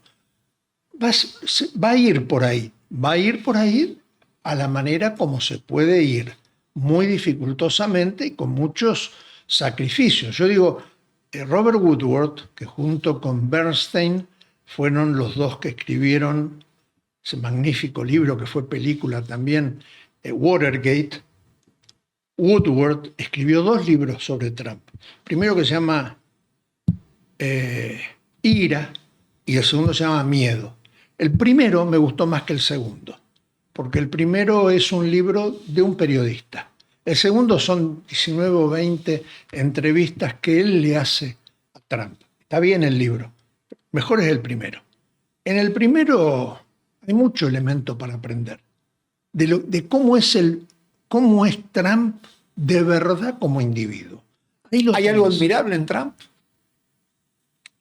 Era el 8 de enero, el día de la toma del Capitolio. Sí. Él era un paria político. Sí. Un paria, ¿no? Prácticamente se había terminado su carrera política ante la opinión pública internacional, mundial, la de Estados Unidos, la que vos quieras. Oye, presidente, y ganó con más claridad. Churchill dice una cosa extraordinaria. En la guerra, determinación. En la derrota, altivez. En la victoria, generosidad. Y en la paz, buena voluntad. Yo lo que noto en Trump es una determinación impresionante. Entonces, a partir de ahí, y como somos un país, hay un viejísimo dicho, cuando hay lío en la metrópoli, están de fiesta en la colonia. Prefiero estar de fiesta que cualquier otra cosa. No tengo ninguna necesidad de estar opinando sobre Trump, ni de estar interesado, ni de hacerme el amigo, de decirle Donald. Ningún interés. Lo único que tengo interés es poder crecer y poder repartir ese crecimiento de una manera equitativa. A ver, para ir cerrando, quiero hablar de varios temas. Hablabas de determinación. Otro que tiene mucha determinación es... Ya sabes, ¿Quién? está atrás tuyo. Javier Gerardo. Tiene mucha determinación, ¿eh? Yo Hasta digo, te diría, de 0 a 100 arrancó mucho atrás que Trump. bueno, yo te digo esto. Ojalá no haga falta que lo comprobemos. A ver, Los italianos dicen una cosa es hablar de la guerra y otra cosa la guerra. bien. Una cosa es ser el guapo y otra cosa es ser guapo. Vamos a ver cuando sople el viento. Vamos a ver quién es guapo, quién no es guapo. Bien. También es cierto, no sé si reconocerás o no, ¿lo subestimaste vos alguna vez a Milei? Nunca, Nunca. nunca. Pero cuando se largó a presidente dijiste, ojo que... No le daba un centavo. No, No, como buen derrotado, yo soy un absoluto... mal perdedor. No entiendo cómo se hacen algunas cosas. Nunca le di un centavo, jamás creí que podía ganar, pero nunca me lo tomé para el lado de la broma. Nunca. Nunca. Nunca. No. Y una vez que ganó dijiste, este va a ser un gobierno corto, porque gran parte del sistema político... No, no pienso... Vos, Rafa, sabés que hablás con todo el mundo. Sí, pero yo no el sistema pienso. político trabajó sobre la idea de que este era un gobierno corto. ¿Eh? Sí, pero yo no... Cuando digo el sistema, lo digo el amplio sistema, no. Mira, Daniel, Empresarios, banqueros. nadie te va a decir que yo alguna vez en la vida dije eso. No me gusta pensar de esa manera. Si hubiese sido un gobierno corto, si va a ser un gobierno corto, eso siempre significa sufrimiento para los que ya sufren. Nunca hay una salida que no sea dolorosa, y a quienes les duele es a quienes les está doliendo. No me gusta eso. Entonces, nunca pensé en que podía ser un gobierno corto. Claramente ahora estamos en otra instancia. Sí. Vale decir que hoy el gobierno está muy fortalecido. Está fortalecido. De momento. De Daniel. momento, la foto actual. Sí. Está claro que la política es una película, pero la foto actual, si vos vas a un dron y sacás una foto actual de la Argentina, macroeconómicamente, en el sentido que quiere organizar la economía Milei, la cuestión se está ordenando, la inflación está marcando un descenso. El primer mes del gobierno de Milei, 25 puntos, el último mes medido 2.7, o sea, de 25 a 2.7, y la opinión pública está, de alguna manera, claramente dividida, pero acompañando, teniendo en cuenta, entre otras cosas, el nivel de ajuste. El nivel de ajuste del gobierno Milei, no hay antecedentes en democracia. No hay antecedentes. No hay ningún antecedente de democracia en haber hecho un ajuste con tanta velocidad y con tanta profundidad como el ajuste de Javier Milei. Pruebas al canto, todo lo que está sucediendo. Pero lo que pasa es lo siguiente. Para poder hacer ese análisis, Sí. a uno le tienen que gustar los álbumes, que es donde van las fotos. A mí me gusta el cine, no me gusta el álbum. Yo no soy de mirar fotos. Entonces lo que digo es, por ejemplo, me gusta sí leer qué declararon en abril del 78 o del 79 Videla y Pinochet, cuando todavía no habíamos llegado a un acuerdo, cuando recién arrancaba Zamoré, después de que estuviéramos a minutos de una guerra. Eran dos vivos. A ver quién era más vivo que el otro. Pinochet le había propuesto a Videla en una reunión en privado una línea de corte que dejaba a salvo el oeste para Chile, el este para Argentina. Después se vino para atrás, dijo, no, esa línea de corte no sirve para nada. Bueno, muy bien. ¿Quién era ese Videla? ¿Quién era ese Pinochet? No tenían problema de inflación, no tenían problema de expansión de la moneda extranjera, de la divisa. En el caso de Argentina nos habían ganado, no había más ninguna hipótesis de conflicto interna. Bueno, pero ese mismo Videla se murió en una cárcel. Entonces yo lo que digo es, hay que tener cuidado con qué es lo que uno analiza. Pues también yo te podría decir, nunca en la vida hubo una sociedad tan alejada de la política que yo recuerde. Como ahora. Sí, que no fuese por el terror. Durante el terror sí estaba alejada como ahora. Pero ahora no está alejada porque te sienta terror. Ahora está alejada porque a lo que le teme es al hambre, a la desazón económica. Entonces, muchas cosas es la primera vez que pasan, buenas y malas. Entonces, lo que digo... Y me interesa el punto este. ¿Cómo para aplicar ese programa económico está el terror, la ESMA, con lo que eso significó? Después, si querés, no sé si querés hablar de ese periodo, como quieras. Bueno, bien. Antes, la dictadura, para aplicar Martínez de Oz, la tablita de Caputo, la tablita de Martínez de Oz, tuvieron que aplicar un dispositivo que ha quedado célebre en el mundo, digamos. La ESMA, entre otros centros de detención clandestina. Ahora no necesitan la ESMA. Ahora lo hacen con Twitter, con el Gordo Dan. ¿Cuál es la razón por la cual han logrado disciplinar a la sociedad que pueden aplicar ese programa que antes era sangre y fuego y ahora es... es muy linda la pregunta porque hay muchas cuestiones cotidianas que cambiaron de ritmo.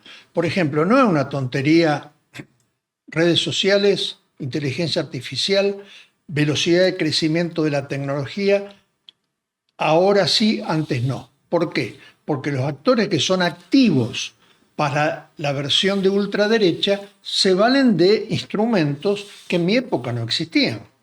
No, era una cosa extraordinaria poder hacer una radio en Nicaragua que se llamaba Radio Latinoamérica, que era una radio progresista en medio de las dictaduras, con sede en Nicaragua. Ahora no hace falta eso. Ahora no hace falta. Entonces, esa diferencia es una diferencia de una extraordinaria importancia. Otra cuestión. Pasó Menem. Pasó, lo digo con todo respeto, pasó el Acuerdo de Washington. Pasó la derechización de la economía argentina, pasó Cavallo, pasó el 1 a 1, ya pasaron. Entonces, no habían pasado antes de Videla. Tercero, la opción armada dejó de ser una opción con Baudrillard. Te diría que con el posfuturismo. Dejó de ser una opción. La opción pasó a ser, hablemos, pongámonos de acuerdo, acerquémonos. Ese pasó a ser La democracia liberal republicana. democracia liberal republicana. Eso también tiene que vencerse para que la gente empiece a pensar en otra cosa. ¿Pensás que está en crisis ese esquema? Sin ninguna duda. La democracia liberal republicana. Sí, la democracia está en crisis.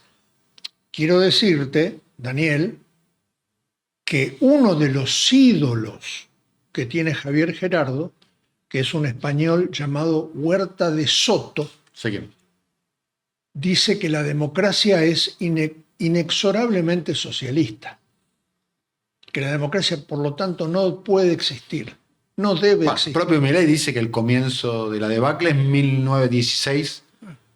Bueno, con y el- Musk dice que su modo de pensar la democracia en términos griegos son sus cachivaches intelectuales, esos cachivaches, los instrumentos que hace, que así se va a votar en el futuro, que así se va a opinar en el futuro. Entonces, ahí cambia totalmente el estudio, la ciencia, el crecimiento, el arte, la belleza, la condición humana, cambia todo. Bueno, pero si nosotros seguimos discutiendo por las cosas que discutimos, nunca vamos a discutir por estas cosas, que son las cosas importantes. ¿El clima de época es más hacia la derecha? Porque Es que, a ver, digamos las cosas como son. La hay izquierda, un detalle. La derecha se identifica a sí misma como derecha y los que son de izquierda o están del otro lado, bueno, discuten la identidad. la derecha empezó a identificarse como derecha hace 6 meses en la República Argentina. En Chile se identificaba como derecha, acá escondían, no, somos de centro. O alguna vez Macri dijo, soy de derecha. No, de hecho, casi que si le preguntaste dice que no. Por eso te digo, Pero Milei, es el primero. Es el primero. Entonces, no es bueno darle a la derecha la condición de ser personas que han rezado ante el mismo altar, el altar de la derecha, cuando lo empezaron a hacer hace 1 mes y medio, 2 meses, cuando le empezó a ir bien a Javier Gerardo. Entonces es fácil. Bueno, hay un dicho que del campo que es muy guarango, pero es muy fácil hacer el número cuando el que recibe el golpe es otro. Entonces acá, en todo caso, el que generó esto es Javier Gerardo. Al que hay que ganarle es a Javier Gerardo. Lo que hay que desmontar es la mendacidad de sus discursos. estoy pensando en el apodo que tiene Milei, como para ir cerrando, el loco. Que es un apodo que también está aplicado a alguien que es muy cercano a vos, que es tu hermano Marcelo, y que está muy aplicado también a alguien que está muy vinculado a vos históricamente, que es Rodolfo Galimberti, ¿no? No te voy a preguntar si están locos o no, si querés contéstamelo. Por mi ley te lo voy a preguntar. Yo no le digo loco, te quiero aclarar. Yo nunca le dije loco y no lo voy a decir ahora, pero muchos sostienen que está loco, digamos. Para mí tiene otras características. La locura no necesariamente está vinculada a las ideas que él despliega. Vos que lo conociste en la intimidad, digamos, ¿te parece que es una persona que tiene problemas de esas características? ¿Javier? Sí. No, jamás. ¿Está loco? No. No sé quién le dice loco. Pero Todo el mundo le dice loco. Bueno, pero escúchame, a mi abuelo le decían loco, a mi viejo le decían loco, a mí me decían loco, a mi hermano le dicen loco, salvo que nosotros somos menos famosos que mi hermano. Entonces, Yo escuché un chiste que es el loco, el mismo apodo para todos los Bielsa. efectivamente, a todos nos decían loco, loca, mi hermana loca. Bueno, es una trivialidad. Sí. Carece de toda importancia y yo no le voy a hacer el favor a Javier Gerardo de considerarlo un loco. No, que le cueste más caro. ¿Cómo? Que le cueste más caro. Es fácil hacer frente a esa descalificación. Hay que hacer frente a otras descalificaciones. ¿Cuáles? Hambreador, por ejemplo. ¿Cuál más? O, por ejemplo, desarticulador de las riquezas de la República Argentina. Esas. Violador de la soberanía nacional. Lo que está haciendo con el bar argentino.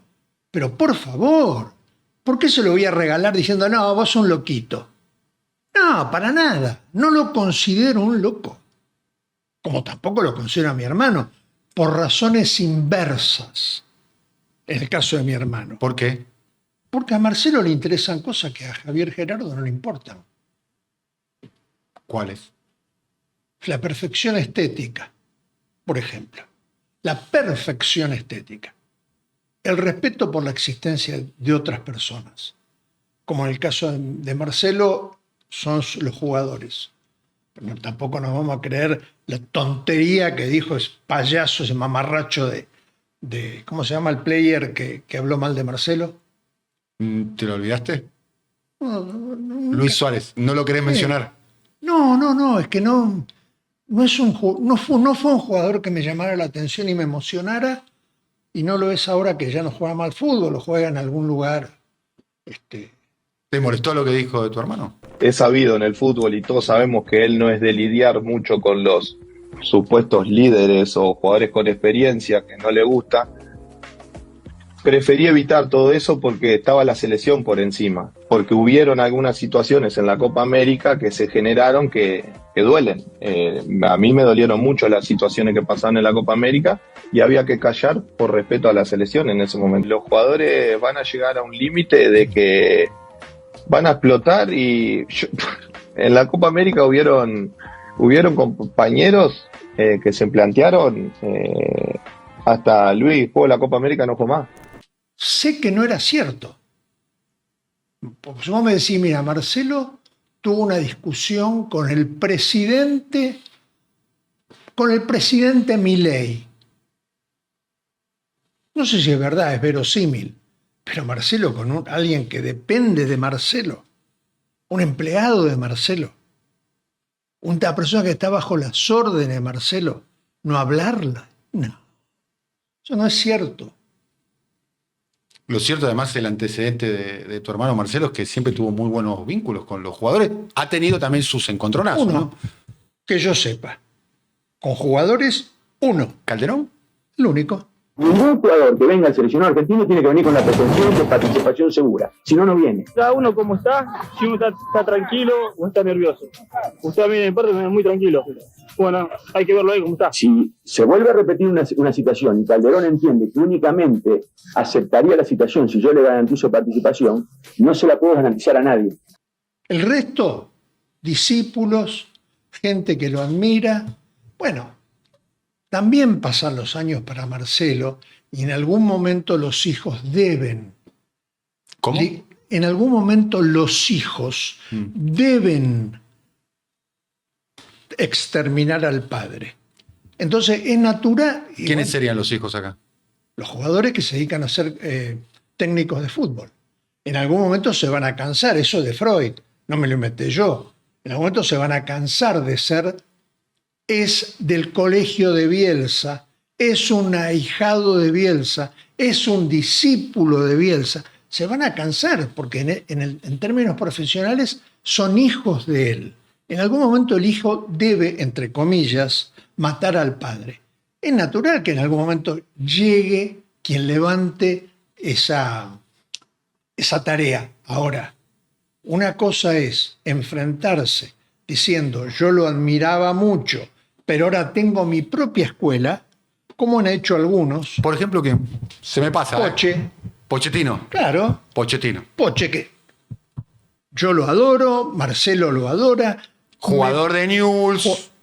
Jugó en la selección con Marcelo. Pero no hace el fútbol que hace Marcelo. No, claramente. No. Entonces, ¿y quién se enojó? ¿Quién se peleó? ¿Quién anduvo diciendo tonterías en la calle? Nadie, dos personas de bien. Entonces, lo que yo digo es lo mismo.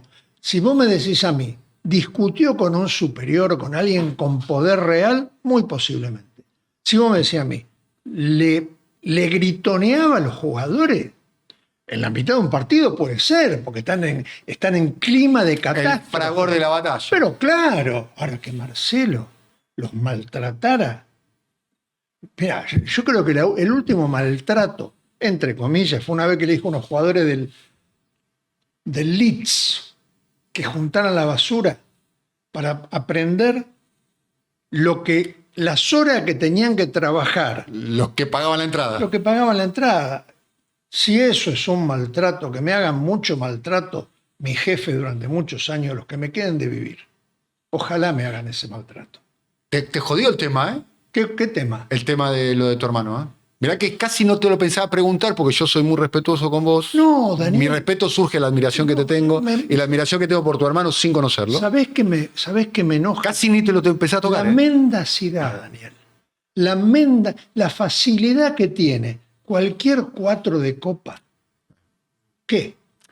Te podría... No me quiero poner abogado del diablo, Rafa. Ponete. Pero Luis Suárez no es un 4 de copa. No reconoces que Luis Suárez ha sido en su momento... No tiene importancia lo que yo reconozca. Si es querido en Uruguay, me alegro mucho de ser querido en Uruguay. Lo que te puedo decir es que Marcelo a los jugadores no le falta el respeto. Eso te lo puedo decir. El resto son opiniones, me parece muy bien. ¿Te molestó? Me molestó la mentira. ¿Te molestó la mentira? Sí, la mentira. Pero te tocó una fibra de alguna manera, ¿no? Es mi hermano. ¿Lo querés mucho, tu hermano? Lo adoro. Lo adorás. Lo amo. ¿Cómo no? ¿Vos tenés hermano? Sí, los quiero mucho. ¿Y no lo querés? Sí, muchísimo. Bueno, yo también. ¿Qué le admiras a tu hermano? La determinación. La determinación. Y también la altivez en la derrota. Desde afuera todo este quilombo, ¿sabes cómo se vio, Rafa, no? Como que se lo querían cargar. Una cama. Disculpame. Mirá, hace 5 minutos estamos hablando del tema. ¿Cuándo entró lo importante del tema? Al final, que es exactamente lo que vos decís, que es lo que yo pienso. Nunca me lo dijo Marcelo, pero es lo que yo pienso. Lo que creía la gente desde afuera. Eso creía yo. Que le están haciendo una cama. Obvio, no, que se la quisieron hacer. ¿Fracasó? Esta fracasó. Ahora puede haber otras. ¿Qué sé yo? Entre vos y yo, no se escucha nadie, pero medio que nos conviene. Yo fui a la Bombonera con mi hijo a ver Argentina-Uruguay. Nos pegaron un baile. Fue el único partido de la selección argentina después de ganar la Copa del Mundo donde fue netamente superado. Eso es otra cosa que me duele. Que un episodio... Nos pegaron un baile, ¿eh? Eso me duele, ¿ves? Que un episodio fundado en una mendacidad nos haya impedido ver al Uruguay que vimos. Porque naturalmente una situación de esa naturaleza... ¿Vos pensás que ahí se quebró algo? No sabes. Que les dolió, hoy en día, desde Obdulio Varela o desde antes, el fútbol está muy movido por la situación anímica, por la capacidad, por los sentimientos. ¿Cómo no? ¿Cómo que no? Entonces, a mí me parece que naturalmente, y me parece que Marcelo demostró una altivez en esa derrota admirable. A mí me ganó Wiener una elección a gobernador. Y todavía está caliente. Y todavía me da bronca. Mira, Marcelo, ¿es un maestro o no es un maestro? Bien. Quiero preguntarte por jefe. Nombraste, ojalá que yo tuviera un jefe así. Vos trabajaste muchos años con una persona que es muy importante en la historia argentina, que es Eduardo Urnequian, que podemos decir que es uno de los 10 empresarios más importantes del país. Yo lo pongo en la lista de los 5 y no sé si no lo pongo en la lista de los top 3. En la mía, no importa. Vos podés tener la tuya, Rafa. Un empresario muy importante de la Argentina y además muy importante, porque está muy articulado con parte del management del grupo Urnequian. Está hoy gobernando la Argentina, ¿no? Gobernando la Argentina, ¿no? Milei, Guillermo Franco, que en algún momento pasó por ahí, Nicolás Pose, que en algún momento fue jefe de gabinete, y otros más por debajo. ¿Cómo es Urnequian, el personaje de Urnequian, y ese vínculo con Milei? ¿Cómo era antes? ¿Cómo es ahora, si sabés? Lo primero que te quiero decir es que hasta donde yo sé, te digo porque muchas veces lo leo, ¿no? Eduardo no le pide nada a Javier y Javier no le da nada. No le da nada, Javier. No, nada, nada. Toda esta movida alrededor de intercargo, toda esta movida alrededor de aerolínea. Es que el tiempo pasa. Eduardo, lo de aerolíneas es otro mito urbano. Eduardo nunca quiso tener aerolíneas argentinas, entre otras cosas, porque está prohibido por el contrato. O sea, no se puede tener una línea aérea sin tener los aeropuertos. Entonces la gente dice estupideces, cosas que son mentiras. Esto es lo primero.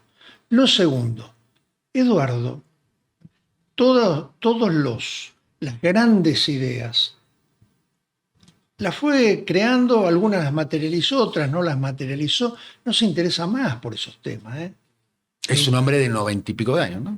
93 años. 93 años. Además le gusta mucho Europa, tiene posibilidades de viajar, tiene una linda manera de viajar. Y un avión propio, ¿no? Sí, Estamos hablando de un tipo que tiene 1.500, 2.000 palos, sí, ¿no?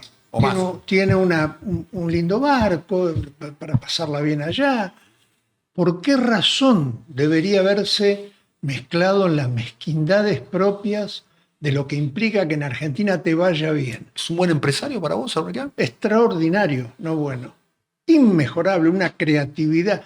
Yo siempre digo, es un artista de la inversión. Un artista de la inversión. Sí. Hace arte cuando invierte. Arrancó siendo un empresario textil, ¿no? Sí, también era un artista. Mirá, ustedes ya no se acuerdan, porque son muy jóvenes, pero había un producto que se llamaba el Banlon. El Banlon era como lo usaban mucho las mujeres, y cuando las mujeres tenían una delantera prominente, en particular. Suárez Cavani, ponele. Delantera proveniente, estoy pensando, un chiste pésimo. Bueno, él se fue a el Banlon era una cosa como Sí. si fuera un nylon Sí. que se apretaba sobre sí mismo. Bien. Entonces, uno se lo podía poner y le marcaba la interioridad. Bien. Ese hilado no existía en Argentina. Eduardo se fue a Estados Unidos. Vio cómo se creaban unas coyunturas de hierro con calor adentro, y ese calor le daba una formación determinada. Y eso lo trajo a la Argentina. Eso no lo hace cualquier persona. La hace una persona... Su gran revolución fue con las comunicaciones, cuando trae La más conocida. Cablevisión. Porque tenía que ver con eso. La más conocida. Bueno, y No es sé la si- que lo convierte en Sí. un player más importante, ¿no? Sí, sí, bueno, claro. lo En el duplicó. mundo de los medios dice que vendió Cablevisión 3 veces. Vendió el cableado, vendió los abonados y la programación. Puede Un ser. genio. En la jerga del mundo de los medios dice, Ornequian, un genio. Vendió Puede. Cablevisión 3 veces. Sí, puede ser. Nunca dijo, como sí lo hizo Soros, que no hay más lucha de clases, dijo Soros. Claro que la hay. No, Nosotros los ricos vamos No, ganando. lo puedo corregir, ver. doctor Besa. Creo que la frase es de Warren Buffett. La lucha de clases continúa, Perfecto. la continuamos los ricos contra los pobres. Y le vamos ganando. Y le vamos ganando. Le vamos ganando. No necesitamos tanta Tal. sinceridad. Tal. Ornequian no. Nunca dijo esa frase. Bueno. Entonces, no, pero te quiero decir, vos me querés hacer una alusión al éxito de Urnequian en base a 3 operaciones. No. El éxito es algo más Claro, que un claro. número. Si bien no viene mal, y esto me lo diría él a mí, no viene mal el número, Rafael, ¿eh? No. Viene mal el número a favor. Pero eso no extingue el análisis sobre un individuo. Y tenés toda la razón del mundo, no fue Soros, fue Buffett. Tal Bien. cual. Para ir cerrando, te agradecemos mucho. Cerremos, ¿eh? Sí, porque ya estás cansado. Sí, sí. No, cansado, no, pero tengo otra cosa que hacer. Está muy bien. Yo tengo otras cosas que hacer que conversar con vos. Pero quiero preguntarte por Galimberti, por Rodolfo Galimberti. Fue amigo tuyo, Íntimo amigo. íntimo amigo tuyo. Eh.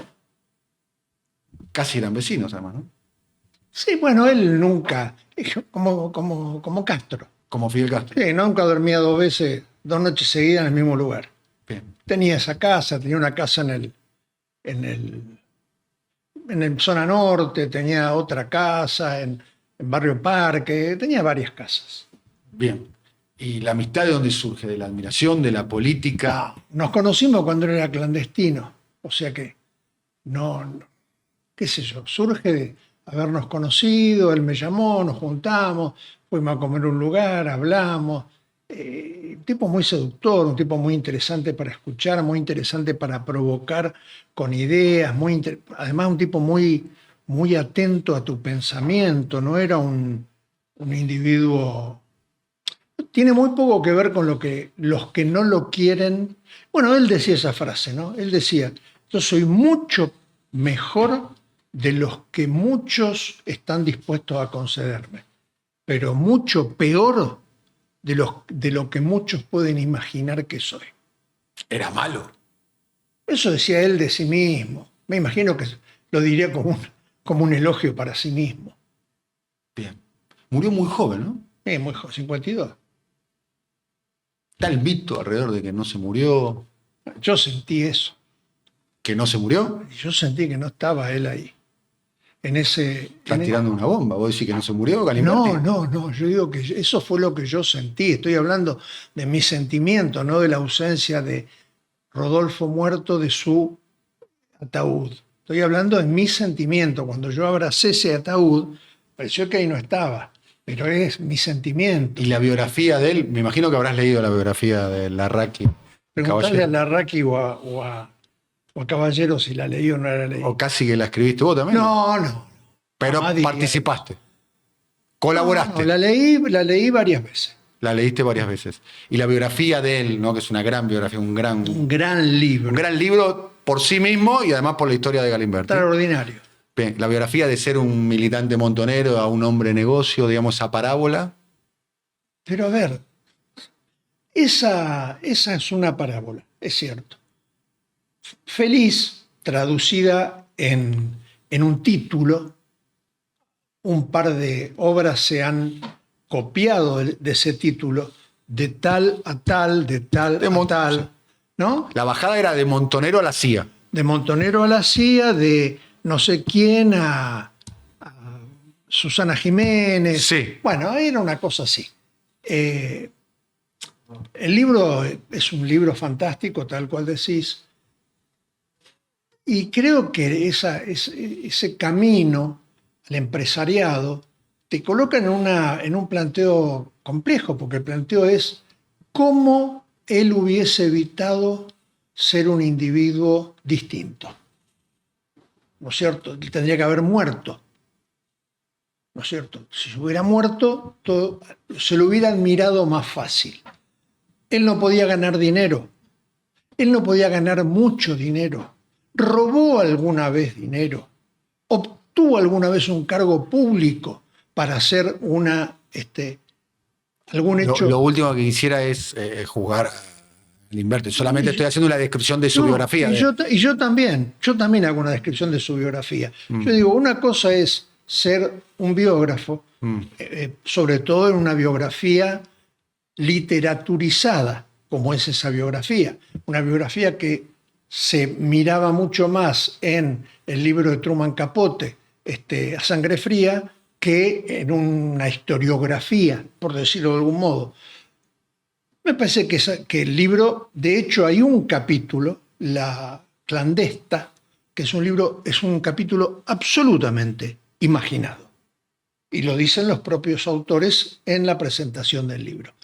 Entonces yo lo que digo es, bueno, si se quiere escribir, se quieren decir cosas, a mí me parece que ese elemento que yo no compartía, nosotros teníamos 2 temas que no hablábamos. ¿Cuáles? Mujeres y dinero. Porque ninguno tenía nada que ver con el otro. Entonces él me eludía a hablarme a mí de esos temas y yo eludía a hablarle a él de esos temas. Hay cosas mucho más interesantes que hablar de dinero con Rodolfo. Y hay cosas mucho más interesantes que hablar de las parejas de Rodolfo con Rodolfo.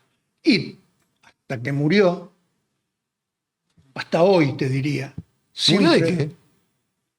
Tuvo un aneurisma de aorta en el estomacal.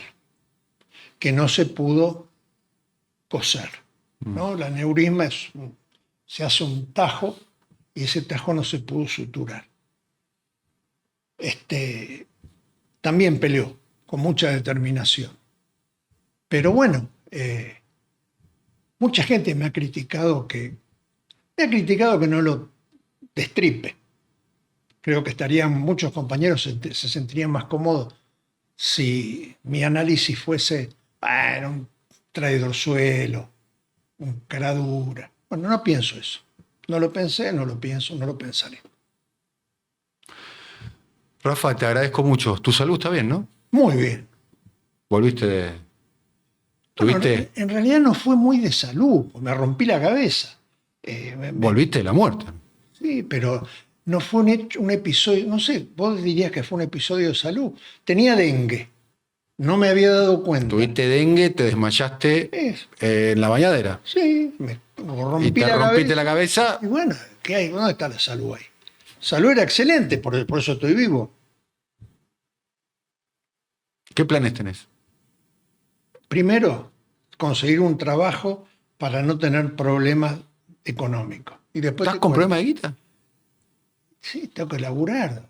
No puedo vivir, no tengo cómo vivir, no, pero tengo quien me preste. No te preocupes. Me lo presta el loco Bielsa. ¿El loco? ¿Le pediste a tu hermano? Sí. Si No le tenés que necesito. si le tenés que pedir prestado, Él se me lo lo pedís. ofrece. Te lo ofrece. Él me lo ofrece. ¿Eurnequian no te puede dar laburo? ¿Cómo le voy a pedir a un Mequiá? Prefiero debérsela a mi hermano. ¿Y a Javier? No. No.